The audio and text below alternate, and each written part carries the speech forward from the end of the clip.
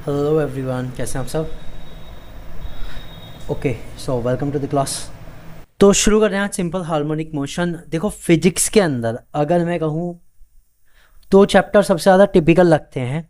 सबसे ज़्यादा एक तो आता है वेव ऑप्टिक्स और एक आता है ये सिंपल हार्मोनिक मोशन।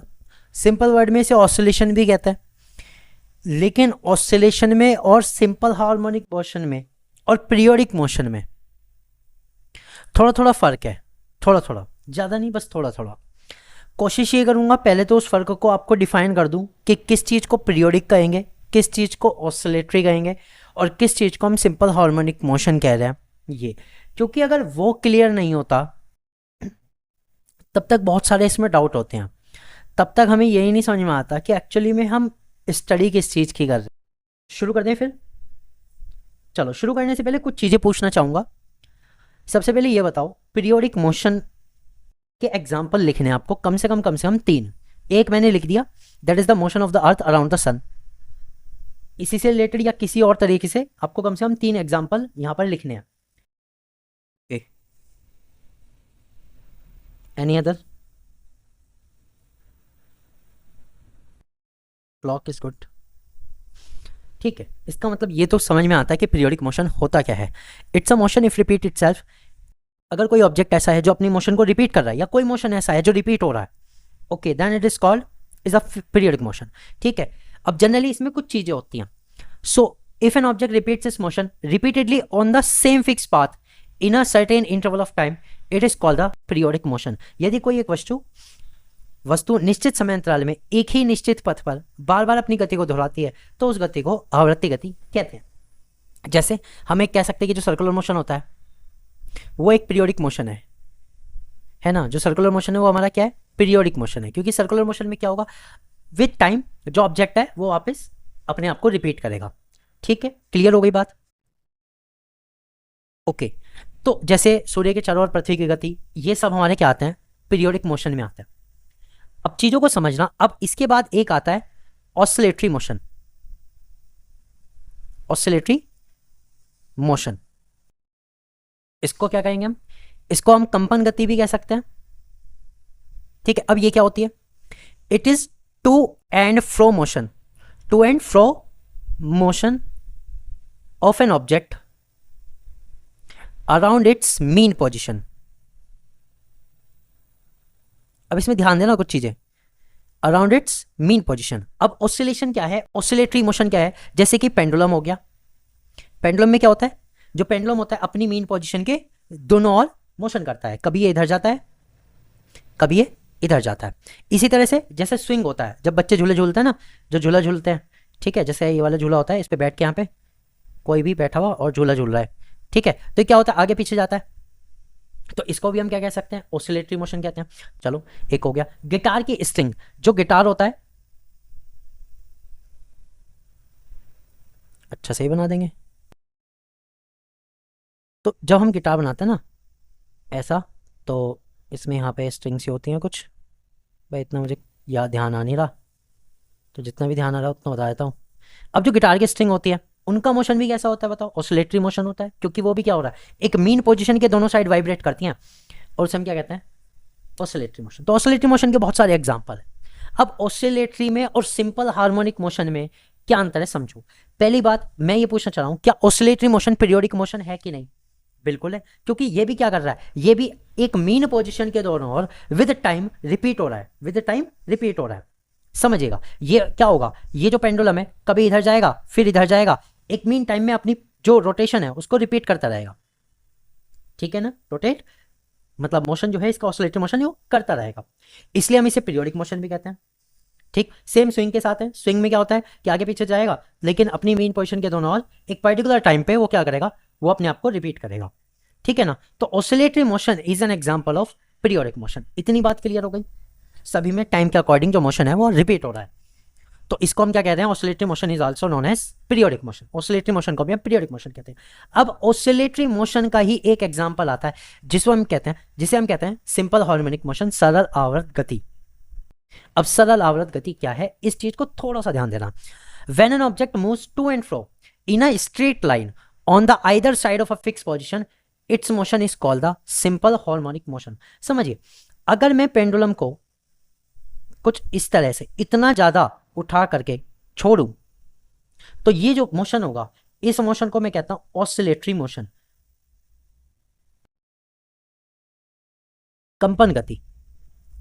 ठीक है, कंपन गति। सिंपल हार्मोनिक मोशन में वो क्या कह रहे हैं कि अपनी मीन पोजीशन के अराउंड लगभग स्ट्रेट लाइन में मोशन होना चाहिए। मतलब इतना ज्यादा पाथ सर्कुलेट नहीं होना चाहिए कि ये बहुत ज्यादा सर्कुलेट हो जाए, ऑलमोस्ट सेम स्ट्रेट लाइन होनी चाहिए, तब हम इसे क्या कहेंगे, सिंपल हार्मोनिक मोशन।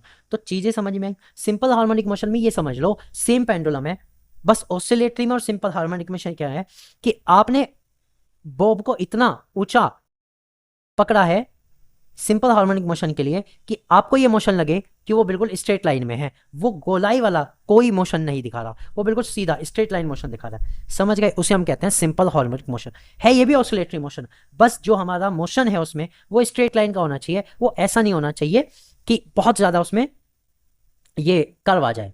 समझ लो ना, ये नहीं होना चाहिए बहुत ज्यादा, तब हम उसे क्या कहते हैं, सिंपल हार्मोनिक मोशन। चीजें क्लियर हुई कि ऑसिलेटरी और सिंपल हार्मोनिक मोशन में एक चीज अलग है। ठीक है, एक बात क्लियर हो गई।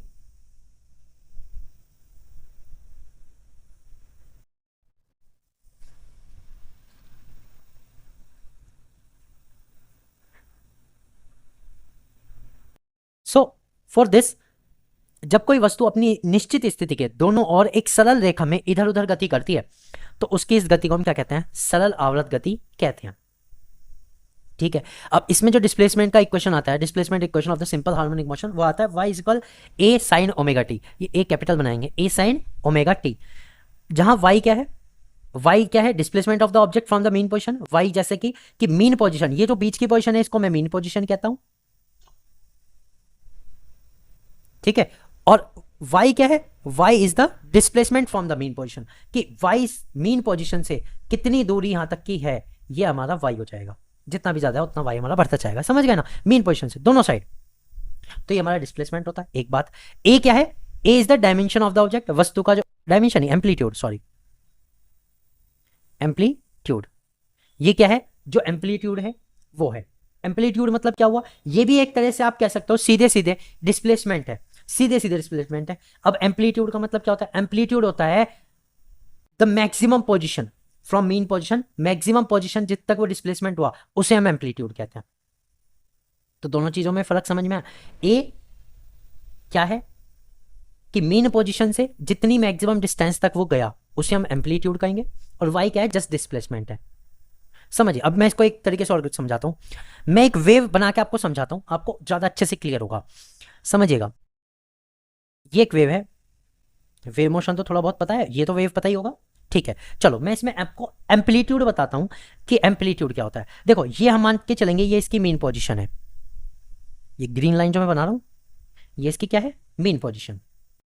ओके, अब मीन पोजीशन से पार्टिकल के वाइब्रेशन की मैक्सिमम पोजीशन, ये जो लाइन मैंने देखी है ये वो पोजीशन है। तो यहां तक की जो डिस्टेंस है इसी को हम क्या कहते हैं, एम्पलीट्यूड कहते हैं। समझ में आई बात, मैक्सिमम पोजीशन तक जो भी हमारी डिस्टेंस होती है उसे हम एम्पलीट्यूड कहते हैं। क्लियर हो गया। ठीक है, चलो मैं इसको और दिखाता हूं।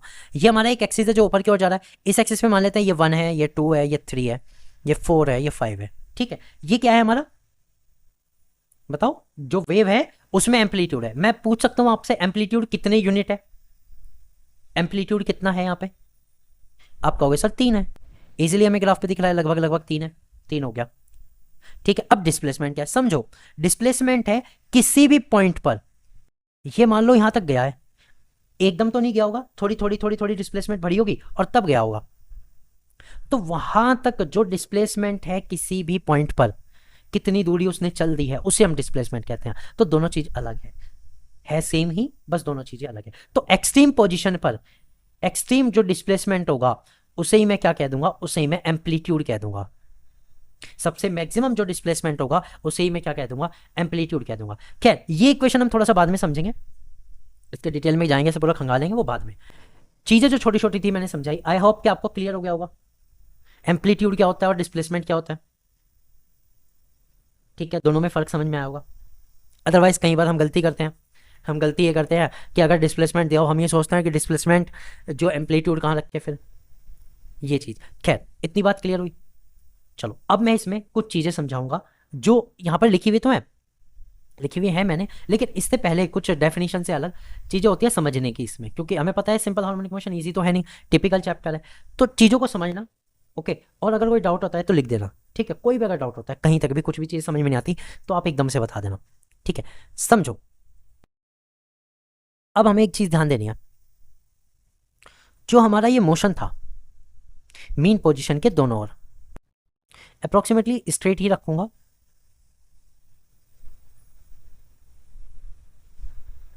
ओके, मीन पोजीशन के दोनों ओर।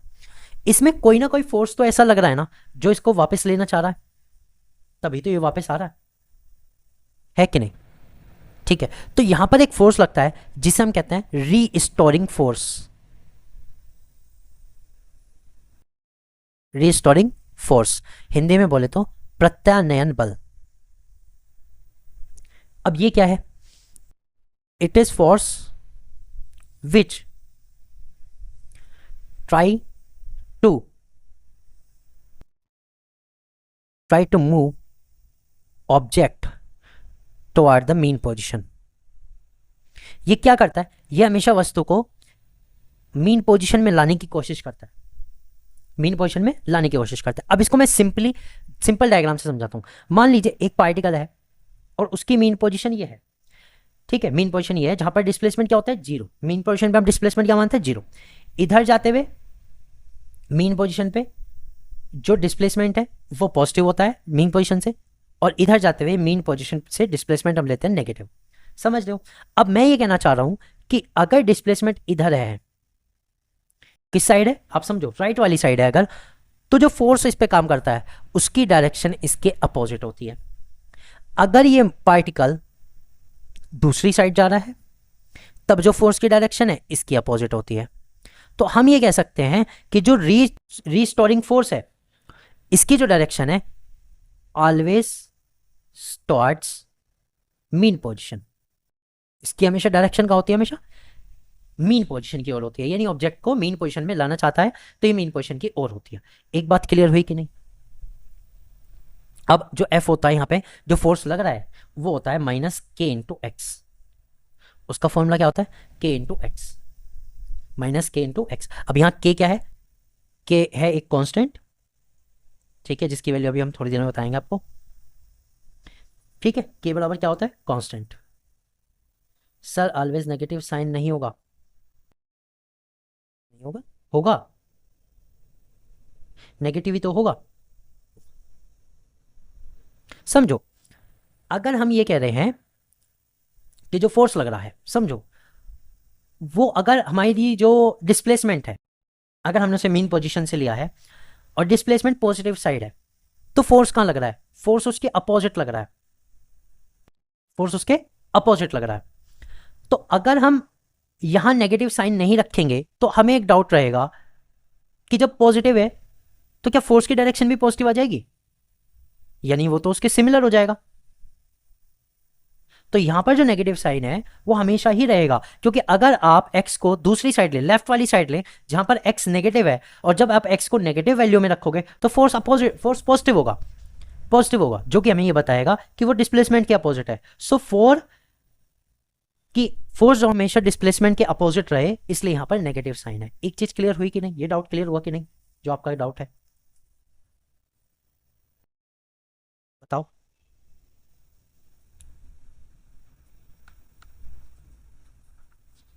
इसलिए यहां पर फोर्स में क्या आया? नेगेटिव। ओके, अब सुनो, अब इसी इक्वेशन से जो आपने पूछा वो तो मुझे बताना ही था, वो तो आपने थोड़ा पहले पूछ लिया। अगर मैं ये कहूं कि फोर्स मीन पोजीशन पे कितना, जो कि आपके आप एग्जाम में चीजें आती हैं वो सुनो। अगर मैं पूछूं at mean position, at mean position बताओ फोर्स कितना होगा? हमें पता है x बराबर जीरो, जब x बराबर जीरो तो f बराबर भी जीरो, तो मीन पोजीशन पे कोई रिस्टोरिंग फोर्स नहीं लगता। ओके, और इस पोजीशन को हम क्या कहते हैं? Stable equilibrium. मीन पोजीशन को हम क्या कहते हैं?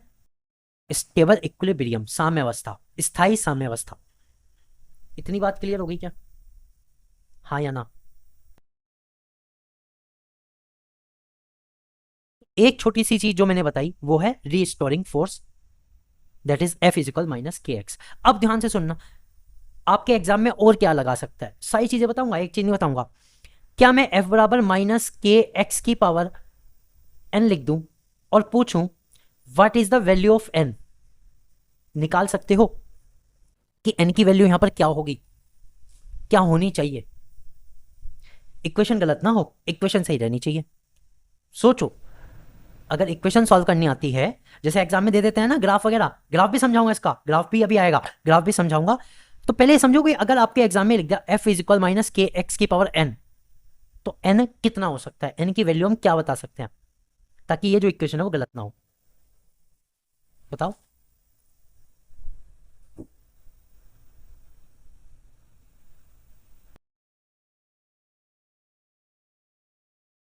एक, वेरी गुड।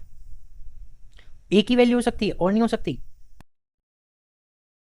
देखो, इसकी जो वैल्यू आएगी n की वैल्यू, वो आ सकती है 1, 3, 5, 7, in generally in the odd number. ये ध्यान देना हमेशा, क्या आ सकती है, ओड नंबर आ सकती है। क्यों? क्योंकि F बराबर माइनस के, अगर मैं x की पावर 1 कर रहा हूं तो x की पावर 1 है, तो अगर इसकी ओड पावर है, अगर x नेगेटिव भी है, तब भी वो हमारा जो f है उसके अपोजिट ही हमें देगा। समझ रहे हो?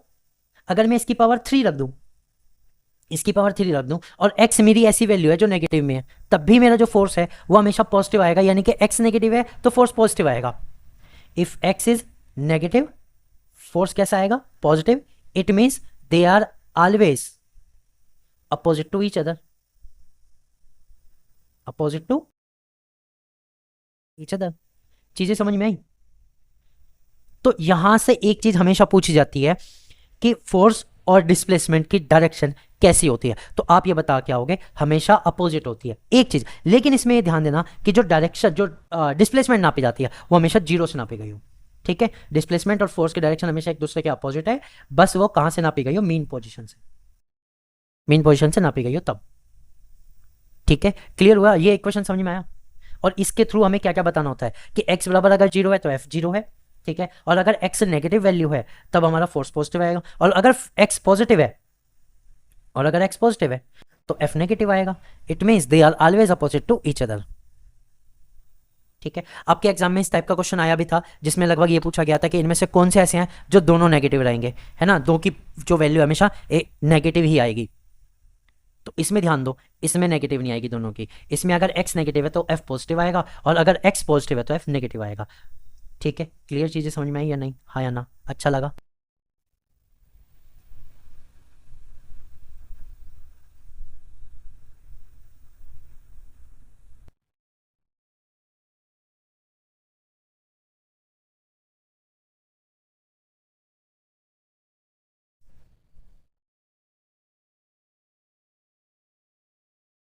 ओके, अब समझो। तो रिस्टोरिंग फोर्स को एक बार बताता हूं।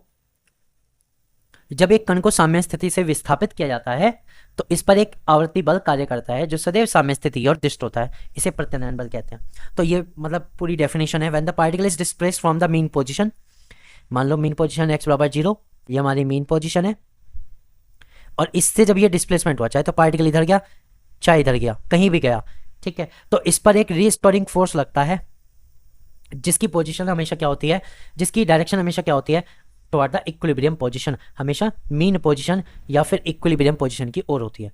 ठीक है, और ये जो होता है हमेशा, इसमें विस्थापन जो होता है, विस्थापन is measured from the mean position. ये पॉइंट मैंने लिख दिया, इसमें गलती मत करना कि जो विस्थापन होता है हमेशा माध्य स्थिति से नापा गया हो, तब F बराबर क्या हो जाएगा, माइनस के एक्स। F बराबर क्या हो जाएगा, माइनस के एक्स। ठीक है, इतनी बात क्लियर हुई? अब दूसरी चीज इसमें क्या बताने की आती है, दूसरी चीज इसमें बताने की आती है वेलोसिटी। वेलोसिटी से पहले एक्सेलेरेशन समझाऊंगा, क्योंकि acceleration is directly related to force, है ना, फोर्स से डायरेक्टली रिलेटेड है। जल्दी से बता दो, अगर F बराबर m में रखूं तो A बराबर क्या रखूंगा?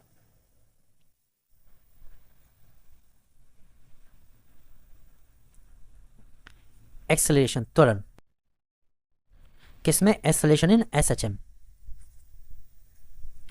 वॉइस कट रही है, थोड़ी सी ब्रेक हो रही है शायद। अब ठीक है?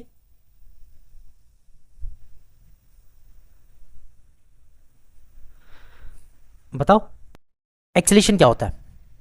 हमें पता है एफ बराबर क्या होता है एम में, तो ए बराबर क्या ये लिख सकता हूं मैं एफ अपॉन एम,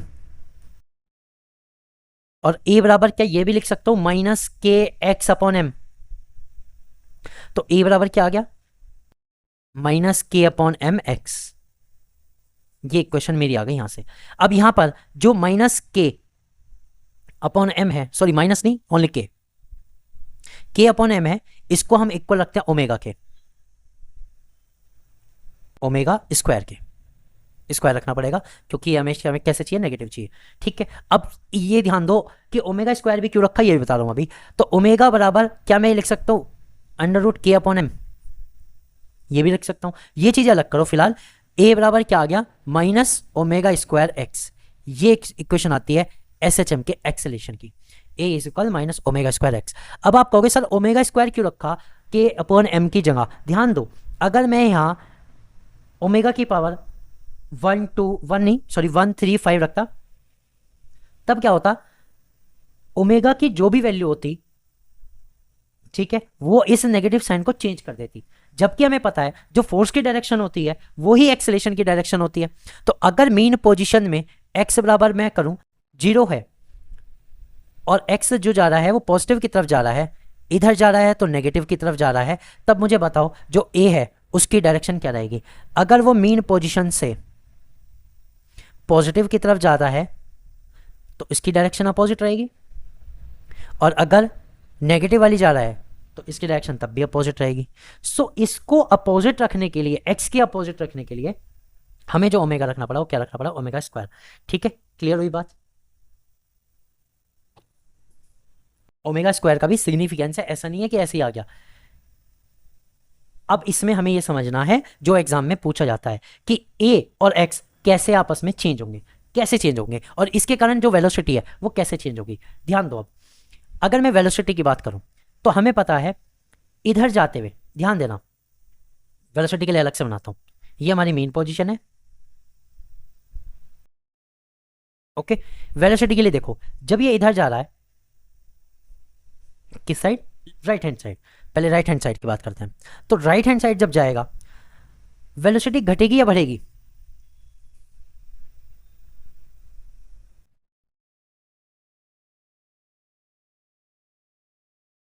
जब ये इधर जा रहा है तो क्या मैं कह सकता हूं वेलोसिटी घटेगी? और घटते घटते इस पोजीशन पे, जो कि हमारी एक्सट्रीम पोजीशन है, मैक्सिमम डिस्प्लेसमेंट की पोजीशन है, वेलोसिटी कितनी हो जाएगी? 0 हो जाएगी। इतनी बात क्लियर? अब एक चीज, जब यहां से एक पार्टिकल वापस आएगा तो वेलोसिटी इंक्रीज होगी या डिक्रीज? क्योंकि एक्सेलेरेशन की डायरेक्शन हमेशा मीन पोजीशन की ओर है, एक्सेलेरेशन इसमें हो रहा है, तो मुझे बताओ वेलोसिटी बढ़ेगी या घटेगी? वेलोसिटी इंक्रीज होगी। यानी एक्सट्रीम पोजीशन से मीन पोजीशन की ओर चलते हुए वेलोसिटी बढ़ रही है, वेलोसिटी बढ़ रही है। हाँ या ना? बताओ समझ में आई ये बात या नहीं?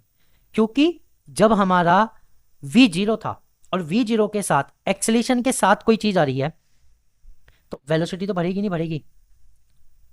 तो वेलोसिटी बढ़ती गई बढ़ती गई बढ़ती गई, और मीन पोजीशन पे जो वेलोसिटी हो जाएगी वो क्या हो जाएगी? मैक्सिमम हो जाएगी। वेलोसिटी क्या हो जाएगी? मैक्सिमम हो जाएगी। समझो, लेकिन इस पोजीशन पे अगर मैं आपको बताऊं एक्सेलेरेशन जो होता है वो 0 होता है। अब आप कहोगे सर ऐसा कैसे हो सकता है? वेलोसिटी आप मैक्सिमम बता रहे हो, एक्सेलेरेशन 0 बता रहे हो, इज इट पॉसिबल? चीजों को समझो, समझना ध्यान से।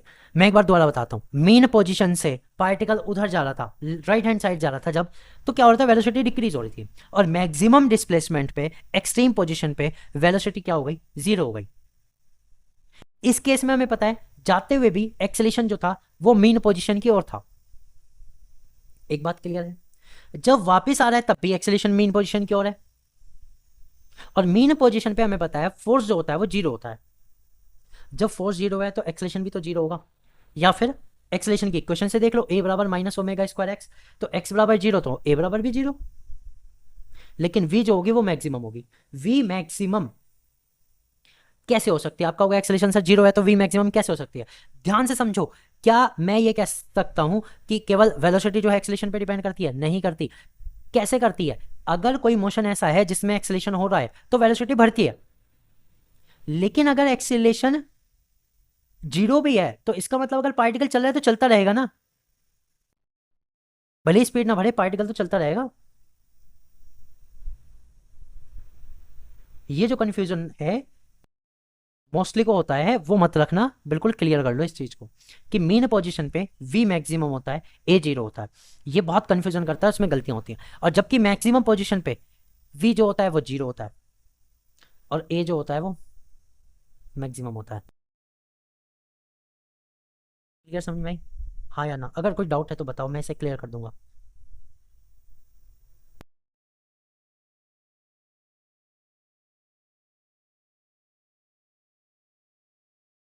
अगर है तो बता दो, मैं इसे दोबारा समझा दूंगा, अभी कोई दिक्कत नहीं है बिल्कुल भी। एक एक चीज समझोगे तभी आगे तक जाओगे, जब ये चीजें क्लियर हो जाएंगी तभी वो equation Y equal a sine omega t वो क्लियर हो पाएगी, अदरवाइज नहीं हो पाएगी। अगर आप यहाँ उलझ गए तो फिर वो इक्वेशन नहीं हो पानी। तो समझ में आई बात? सुनो ध्यान से। यहां पर एक तरीके से और ध्यान रखो। एक्सेलेरेशन जो होता है, मान लो एक्सेलेरेशन अगर 5 है तो वेलोसिटी इंक्रीज होगी बाय 5 मीटर पर सेकेंड। ठीक है, समझो। अगर एक्सेलेरेशन 5 है तो वेलोसिटी ज्यादा तेज होगी। अगर एक्सेलेरेशन 3 है वेलोसिटी थोड़ा कम इंक्रीज होगी। एक्सेलेरेशन 2 है, थोड़ा सा और 2 मीटर पर सेकेंड के रेट से बढ़ेगी। एक्सेलेरेशन 1 है तो और थोड़ी सी कम रेट से बढ़ेगी। एक्सेलेरेशन अगर 0.5 है तो थोड़े से और कम रेट से बढ़ेगी। अगर एक्सेलेरेशन जीरो है तो क्या आप ये कह सकते हो वेलोसिटी नहीं बढ़ने की? बताओ।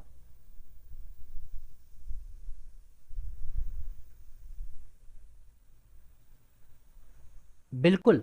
हम ये कह सकते हैं कि वेलोसिटी बढ़ने की नहीं, लेकिन ये तो कह सकते हैं कि जो एक्सेलेरेशन होता आया उसने वेलोसिटी को इस पॉइंट में मैक्सिमम कर दिया होगा।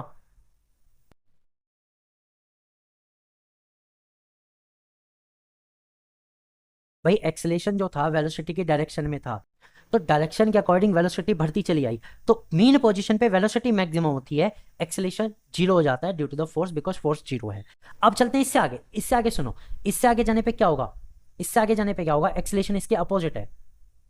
एक्सेलेरेशन अपोजिट होते ही वेलोसिटी क्या होगी? डिक्रीज होती चली जाएगी और मीन पोजीशन पे जीरो होगी।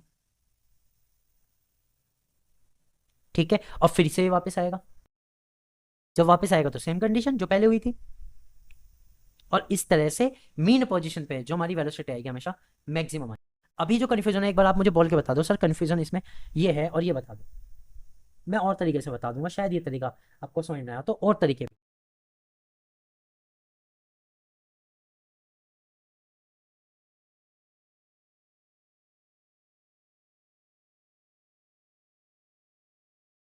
एक तरीका और, चलो फिलहाल आप एक्सेलेरेशन को एसएचएम में छोड़ो। मैं आपसे एक सिंपल सी चीज पूछता हूँ। एक्सेलेरेशन की डायरेक्शन में वेलोसिटी इंक्रीज होती है ना? एक्सेलेरेशन की डायरेक्शन में वेलोसिटी इंक्रीज हो रही है, बिल्कुल हो रही है, मैंने कब मना करी? ध्यान दो ना, वेलोसिटी इंक्रीज क्यों नहीं होगी? एक्सेलेरेशन की डायरेक्शन पे अभी फिलहाल मत जाओ, यहां जाओ एक्सेलेरेशन की वैल्यू पे। यही तो चीज समझनी थी। चलो छोड़ो यहां एक्सेलेरेशन को, अभी छोड़ो। पहले एक चीज बताओ, एक ऑब्जेक्ट यू बराबर 50 मीटर पर सेकेंड से ऊपर की ओर फेंक दिया, वी मैक्सिमम पॉइंट पे क्या है? मैक्सिमम हाइट पे जीरो है कि नहीं? एक्सेलेरेशन कितना है?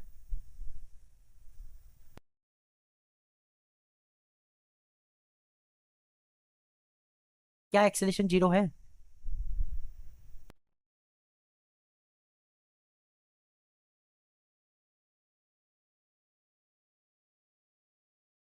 क्या एक्सेलेरेशन जीरो है?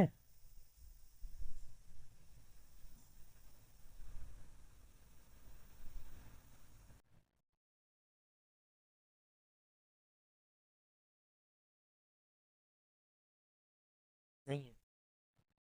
तो एक चीज पहले ये क्लियर करो कि अगर वेलोसिटी जीरो भी है तो ये जरूरी नहीं है कि एक्सेलेरेशन जीरो हो जाएगा। ओके, एक पॉइंट क्लियर हुआ। अब इस सिनेरियो को बिल्कुल स्टार्टिंग से समझाता हूं। स्टार्टिंग से समझने के लिए ये हमारी मीन पोजीशन है, और मीन पोजीशन को छोड़ करके फिलहाल हम चलेंगे एक्सट्रीम पोजीशन पे, जहां पर एक्स जो है वो पॉजिटिव है, यहां पर एक्स जो है वो नेगेटिव है। इतनी बात क्लियर हो गई, ये दो चीजें तो समझ में आई होगी। यहां एक्स बराबर 0 है। मुझे ये आपको क्लियर कराना है कि v और a आपस में कैसे चेंज हो रहे हैं, और क्यों मैक्सिमम और मिनिमम ये हमारी कंडीशंस बन रही है ना, यही तो क्लियर कराना है। तो अब ध्यान से सुनो। अगर हमारा पार्टिकल ये मान लो कि यहां पर है, एक्सट्रीम पोजीशन पे है, एक्सट्रीम पोजीशन से मीन पोजीशन की ओर जा रहा है, समझो। एक्सट्रीम पोजीशन पे वेलोसिटी कितनी होती है? 0 होती है। भाई वो रुक जाता है, मैक्सिमम वहीं तक अचीव कर सकता है, वहां से वापस आ रहा है। फिलहाल एक चीज समझो, क्या अभी एक्सेलेरेशन की डायरेक्शन वेलोसिटी की डायरेक्शन सेम है या नहीं है? है, बिल्कुल है। ठीक है, तो इस केस में क्या वेलोसिटी बढ़ेगी? आप कहोगे सर बढ़ेगी, बिल्कुल बढ़ेगी। लेकिन जो एक्सेलेरेशन बढ़ता है वो कहां तक बढ़ता है? वो मीन पोजीशन तक बढ़ता है। एक्सेलेरेशन मतलब वेलोसिटी का जो साथ देगा वो मीन पोजीशन तक देगा। बढ़ता भी मतलब बढ़ नहीं रहा, एक तरह से यहां पे वेलोसिटी का साथ दे रहा है, समझो बात को। ठीक है, कुछ भी हो एक्सेलेरेशन, चाहे ज्यादा था चाहे कम, वेलोसिटी का जस्ट साथ दे रहा है। ओके, तो इस पॉइंट पे मीन पोजीशन पे वेलोसिटी मैक्सिमम होगी कि नहीं होगी? चाहे एक्सेलेरेशन कम हुआ हो चाहे ज्यादा हुआ हो, एक्सेलेरेशन तो हुआ है।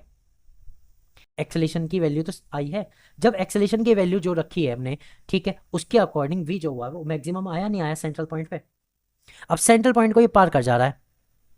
जैसे ही ये सेंट्रल पॉइंट को पार कर गया, हमें पता है एक्सेलेरेशन की डायरेक्शन अपोजिट हो गई। जैसे ही डायरेक्शन अपोजिट हुई, वेलोसिटी डिक्रीज होनी शुरू हो जाएगी।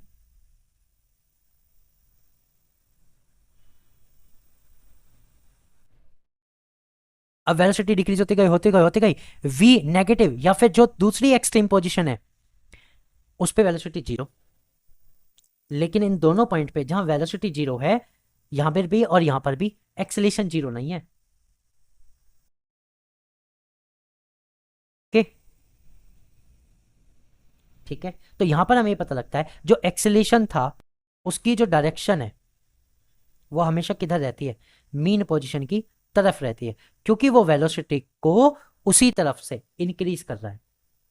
बाहर की साइड थोड़ी इंक्रीज कर रहा है, अंदर की साइड में इंक्रीज कर रहा है। तो इसलिए वेलोसिटी की जो मैक्सिमम पॉइंट है वो कहाँ आ रहा है? हमारा मीन पोजीशन पे आ रहा है। तो इस तरह से एक्सेलेरेशन और वेलोसिटी डायरेक्ट रिलेटेड है। और यहां से ये पता लगता है कि अगर वेलोसिटी मीन पोजीशन पे मैक्सिमम है तो एक्सेलेरेशन भी कहाँ आया होगा? उसने कहाँ डायरेक्शन दी होगी? मीन पोजीशन की तरफ। ठीक है, एक ऑब्जेक्ट ऊपर से गिर रहा है, ये वाला सिनेरियो देखो, ऊपर से नीचे गिर रहा है, जी तो बिल्कुल सेम रहा सब जगह।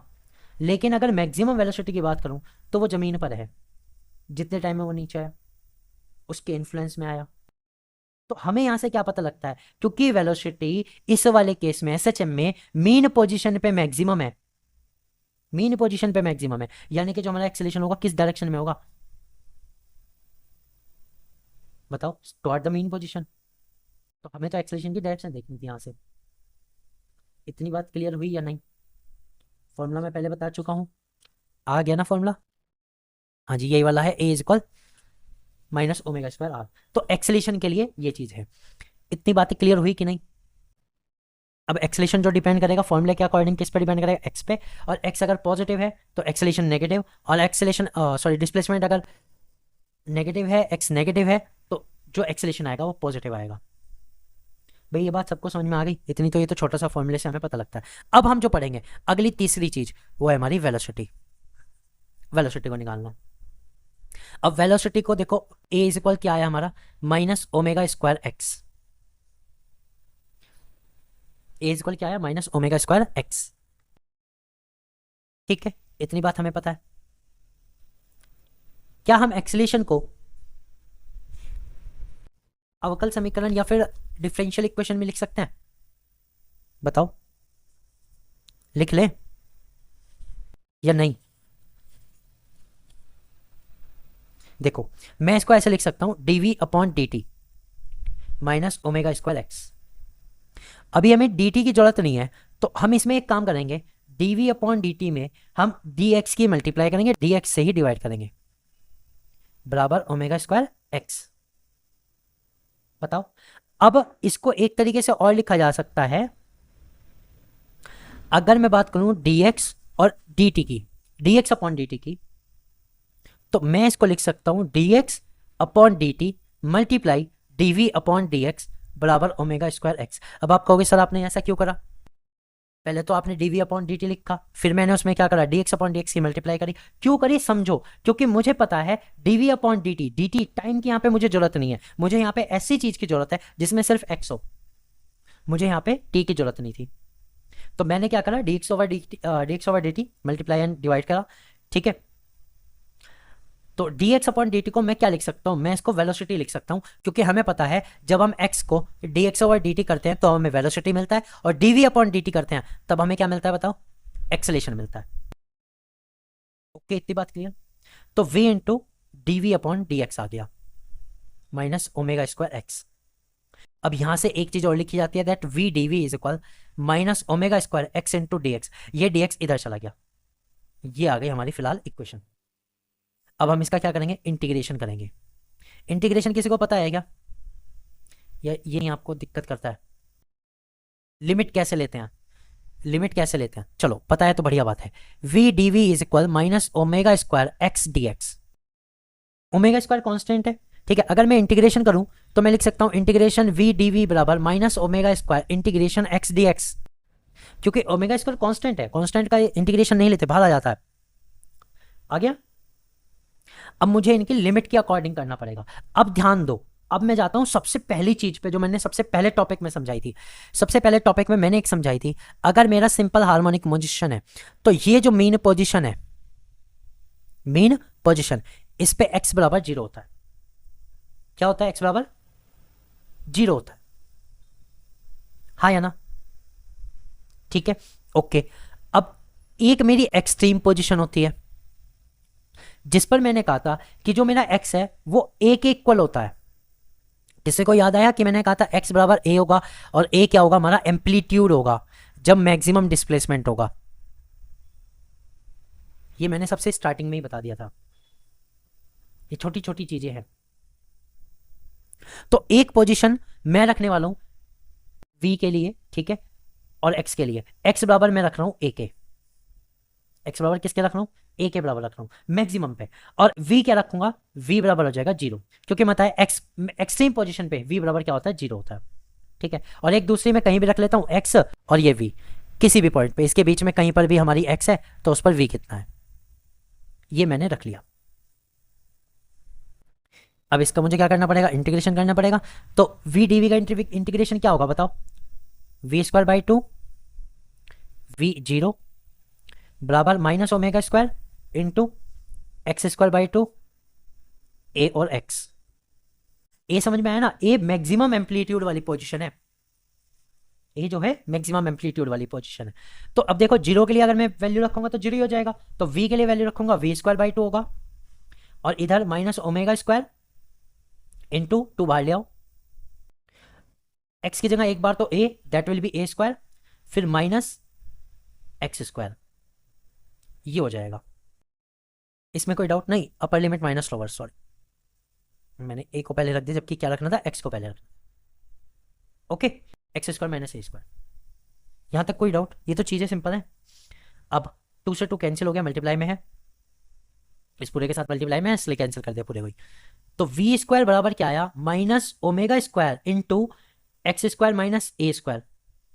तो वी स्क्वायर में लिख सकता हूं minus omega square x square plus ए स्क्वायर ओमेगा स्क्वायर। तो यहां से वी स्क्वायर बराबर ये भी लिख सकता हूं माइनस माइनस नहीं, मैं ये लिख सकता हूं ओमेगा स्क्वायर कॉमन लेके ए स्क्वायर माइनस एक्स स्क्वायर, हाँ या ना? A V square is equal omega square into A square minus x square, ये मैं लिख सकता हूं यहां से। ओके, अब मुझे बताओ क्या यहां से v बराबर मैं ये लिख सकता हूं under root omega square into ए स्क्वायर माइनस एक्स स्क्वायर। अब v बराबर क्या ये लिख सकता हूँ, ओमेगा इंटू अंडर रूट ए स्क्वायर माइनस एक्स स्क्वायर। और क्या जब हम किसी का अंडर रूट हटाते हैं उसकी वैल्यू 2 आती है, plus minus, plus and minus. ठीक है, तो यही हमारी वेलोसिटी की इक्वेशन आती है। ये अगर मैं देखूं तो मैंने यहां पे लिख रखी है डायरेक्ट। ठीक है, यहां पर क्या है मैं बता दूं, ए क्या है, ए एम्पलीट्यूड है, स्मॉल ए बराबर कैपिटल ए, और जो वाई है वो बराबर एक्स है, क्योंकि मैंने यहाँ एक्स ही रखा है तो एक्स ही चल रहा है। ठीक है ना, ये क्वेश्चन मैंने कभी पहले बना ली तो नोट्स उसके। ठीक है, क्लियर हुआ हाँ या ना?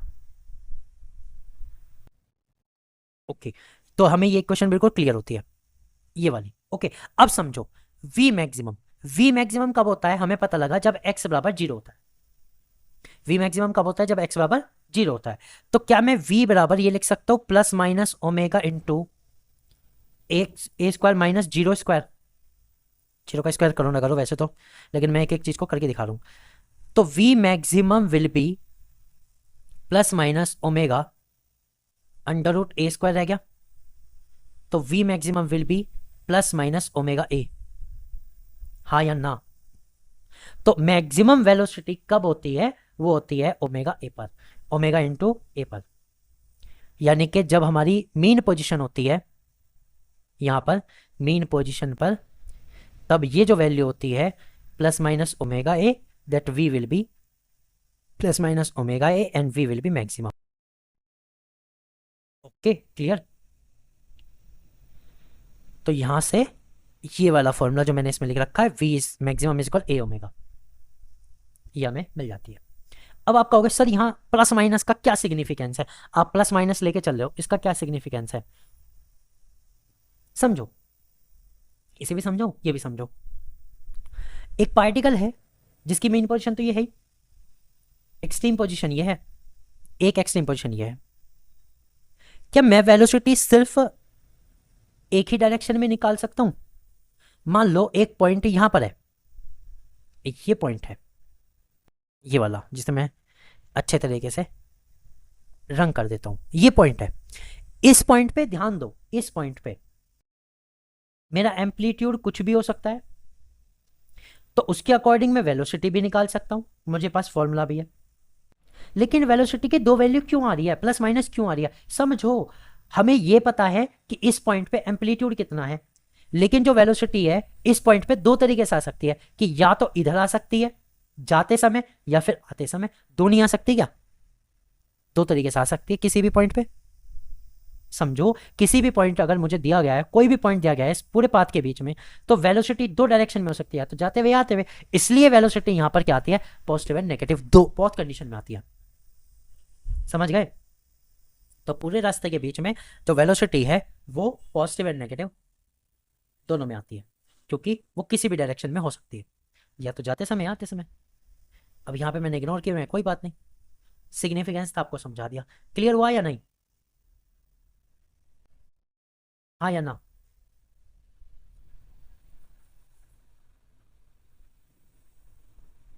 तो अब तक हमने सबसे पहला फॉर्मूला पढ़ा, एफ इज इक्वल माइनस के एक्स।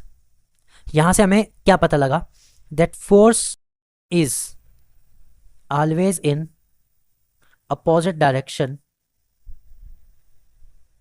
Of displacement. ये बात हमें पता लगी थी सबसे पहले, बस ठीक है। इफ एक्स बराबर माइनस के एक्स की पावर एन, देन एन बराबर 1, 3, 5 और any of the odd number.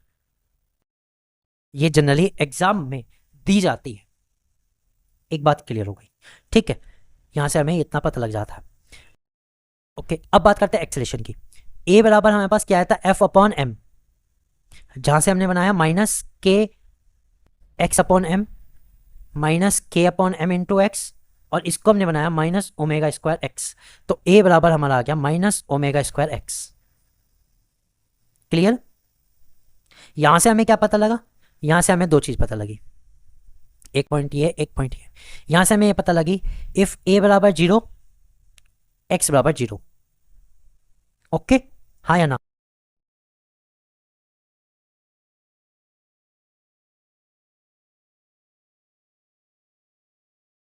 Okay, अब एक और बात पता लगी, A maximum at extreme position.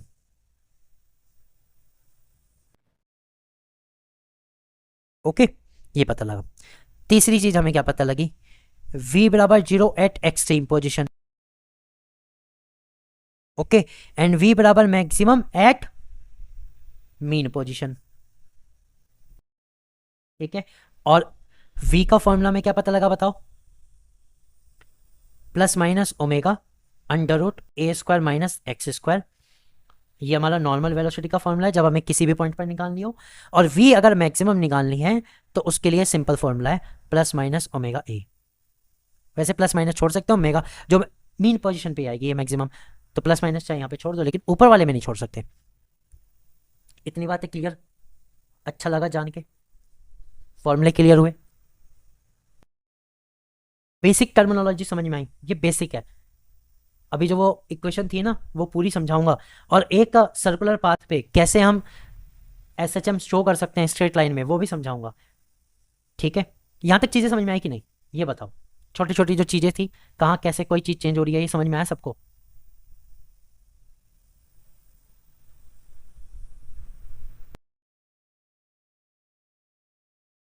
Okay, तो यहां तक क्लियर है। अब सुनो, अभी इसमें इसमें ही एक चीज और आती है, ग्राफ। ग्राफ ग्राफ भी बनाते हैं, उन्हें क्यों छोड़े हम ग्राफ को, ग्राफ भी बना लेते हैं किसी को। तो सबसे पहला ग्राफ बनाते हैं एफ वर्सेस एक्स। यही चीजें सबसे ज्यादा पूछी जाती है, वही मैं बता रहा हूँ। हाँ, एक चीज मैं बतानी भूल गया, चलो खैर अभी बता दूंगा। छोटी सी चीज है वो, जनरली स्टेटमेंट तौर पे क्वेश्चन में आ जाती है। एफ वर्सेस एक्स का ग्राफ बनाना है। मुझे बताओ इन चार में से कौन सा ग्राफ आएगा। मैं चार ग्राफ बना के बताता हूँ, पूरा ग्राफ नहीं है फिर भी बता देना।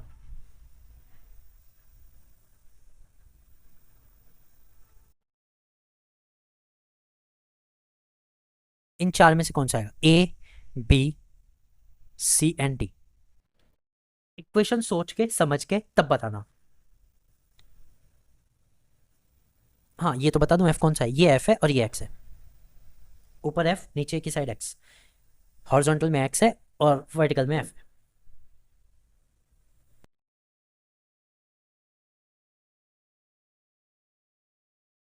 बताओ जरा, ए बी सी डी कौन सा आएगा?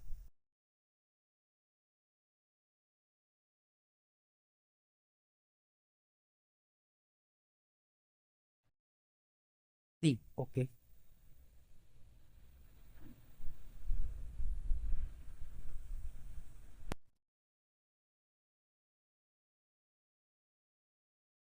ओके, देखो आंसर आया सी, बिल्कुल सही है।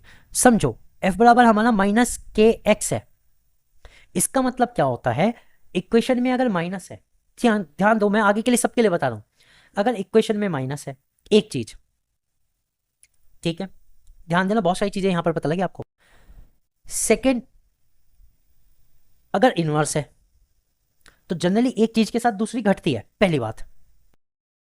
अब एफ और एक्स, एक तो आ गया माइनस, एक आ गया डायरेक्टली प्रोपोर्शनल। तो जब ये डायरेक्टली प्रोपोर्शनल का ग्राफ आता है तो कर्व वाला तो सारा खत्म, कर्व वाले दोनों खत्म, स्ट्रेट रहेगा। अब जनरली हमें क्या पता है कि अगर एक्स इंक्रीज होता है तो एफ डिक्रीज होता है, यानी एक्स बराबर अगर पॉजिटिव है तो एफ बराबर नेगेटिव आएगा, अगर एक्स बराबर नेगेटिव है तो एफ बराबर पॉजिटिव आएगा। ओके, अब इसका ग्राफ कैसा बनेगा, ये हमारा ओरिजिन है, इधर एक्स पॉजिटिव में लेंगे, इधर हम एक्स नेगेटिव में लेंगे, ऊपर एफ पॉजिटिव रहेगा, नीचे की ओर एफ नेगेटिव रहेगा। तो अगर एक्स पॉजिटिव में है तो एक्स जो होगा वो नेगेटिव में आएगा, समझ लो। अगर हम एक्स की ओर चलेंगे ऐसे नेगेटिव और पॉजिटिव में, तो जो एफ है वो नेगेटिव में आएगा, समझ गए। और अगर हम नेगेटिव में चलेंगे, एक्स नेगेटिव में चलेंगे, तो जो फोर्स है वो पॉजिटिव में आएगा। तो इसका जो हमेशा ग्राफ आता है वो सी वाला आता है, that is C is the correct answer. Clear हुआ? ओके, अब दूसरा देखते हैं। दूसरा है a versus x, acceleration versus x that is displacement. इसका बताओ, चार बना के बताता हूं।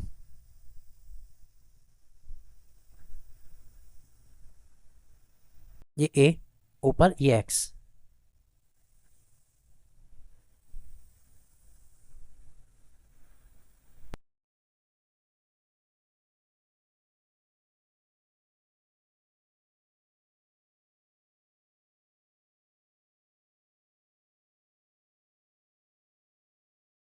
बताओ जी इनमें से कौन सा हुआ।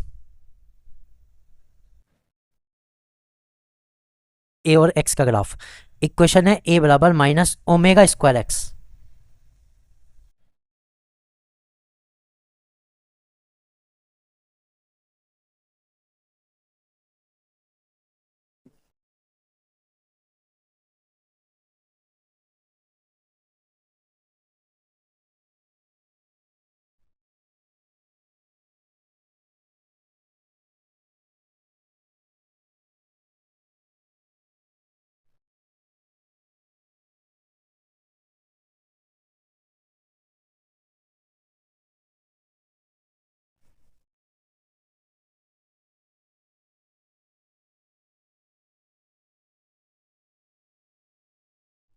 बी।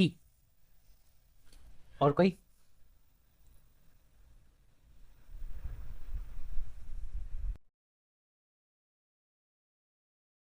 Yes, B. अब देखो यहां भी सेम चीज है, ओमेगा स्क्वायर तो कांस्टेंट है, और ओमेगा स्क्वायर जनरली जो कांस्टेंट है वो भी पॉजिटिव है क्योंकि स्क्वायर रखा हुआ है। अगर ओमेगा की वैल्यू कभी नेगेटिव होती भी है तब भी वो कैसी वैल्यू देगा, पॉजिटिव देगा।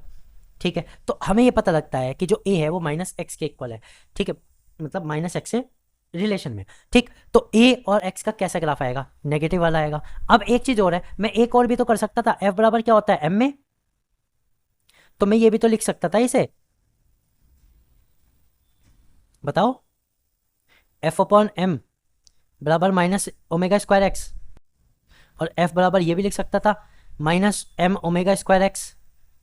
और एम जो होता है किसी भी पार्टिकल का मास, वो इन सिस्टम में चेंज होता ही नहीं, वो सेम रहता है, ओमेगा सेम रहता है। तब जो एफ का और एक्स का ग्राफ था जो पहले था वो अब है, यानी इसका भी ग्राफ सेम रहेगा। समझ गए बात? अब एक चीज और यहां से समझ में आई होगी, मतलब ये ओरिजिन से जाएगा।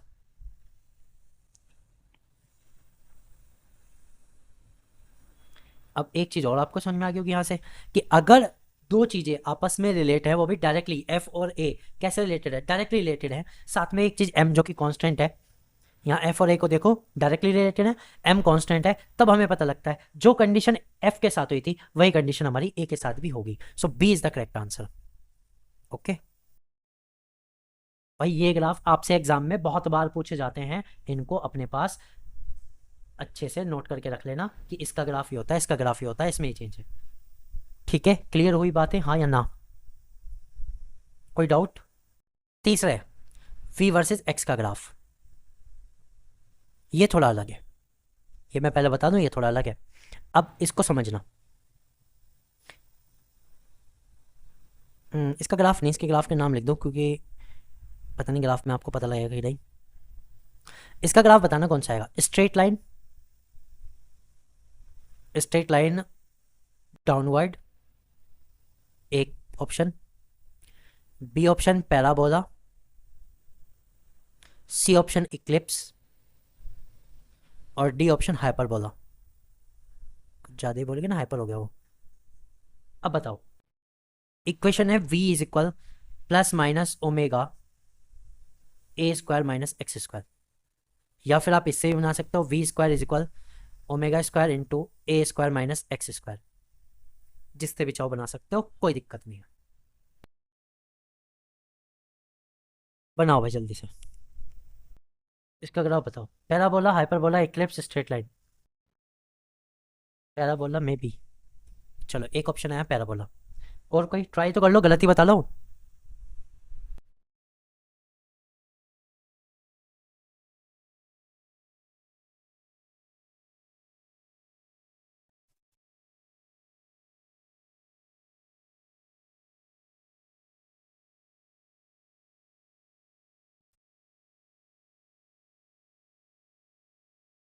चले आगे। अब देखो ध्यान से, हमें पता है ये इक्वेशन जनरली इनमें से किसी को भी रिप्रेजेंट नहीं कर रही। पहली बात, पैराबोला को रिप्रेजेंट नहीं कर रही, हाइपरबोला को नहीं रिप्रेजेंट कर रही, फिलहाल ये इक्लिप्स को भी रिप्रेजेंट नहीं कर रही, और स्ट्रेट लाइन का तो मतलब ही नहीं है। ठीक है, अब समझो ध्यान से, इसको हमें करना पड़ेगा थोड़ा मॉडिफाई। क्या मैं इसके ऐसा लिख दूं, v square upon omega square is equal a square minus x square, लिख सकता हूं?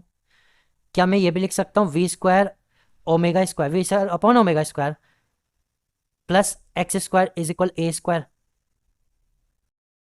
Dividing a square both side? अगर मैं ए स्क्वायर से डिवाइड कर दूं तो मेरी इक्वेशन कुछ इस टाइप की हो जाती है, हाँ या ना? और मैं इसको ऐसे लिख सकता हूं, v square upon omega square a square plus A square x square upon a square is equal 1। और ये जो इक्वेशन है ये इक्लिप्स की इक्वेशन को रिप्रेजेंट करती है, that is s square x square upon a square plus y square upon b square is equal 1। और ये इक्वेशन किसको रिप्रेजेंट करती है? इक्लिप्स को।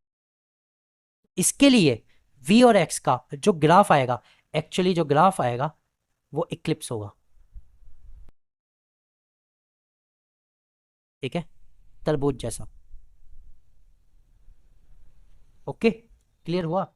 जो तीन ग्राफ मैंने बताए, तीनों के तीनों को ध्यान रखना, आपके एग्जाम में चीजें आ सकती हैं। तो चीजें वहां से नहीं आती कि फॉर्मूला क्या है। आप टीजीटी का एग्जाम दे रहे हो, फॉर्मूला, न्यूमेरिकल वैल्यू, इन सब से नहीं आती।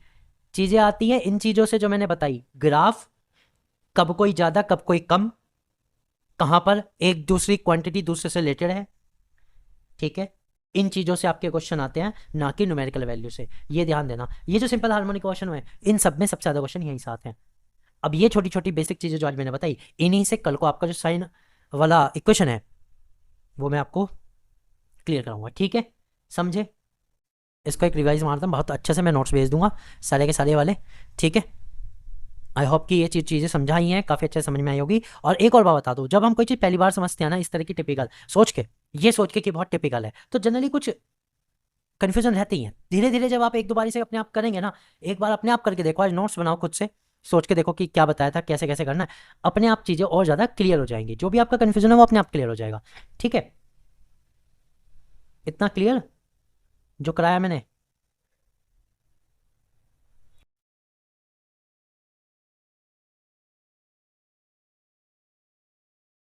थैंक यू, कहीं बात का जी,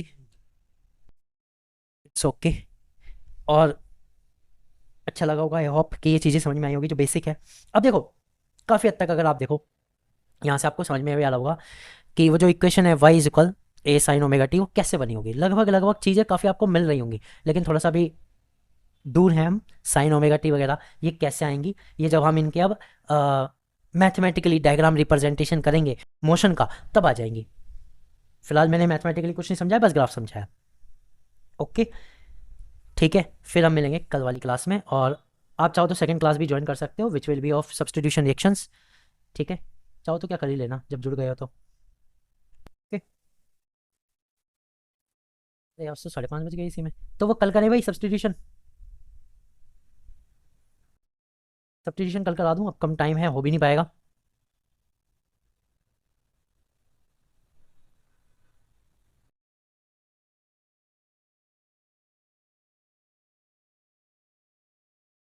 बोलो बोलो। ठीक है, तो आज 5:30 वैसे भी बज गए, तो मिलते हैं आप कल। Okay, my wish is for tomorrow.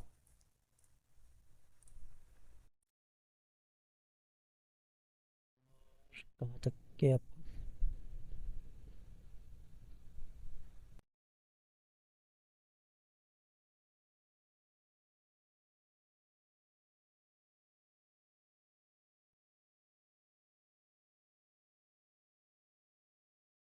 Now can leave the class.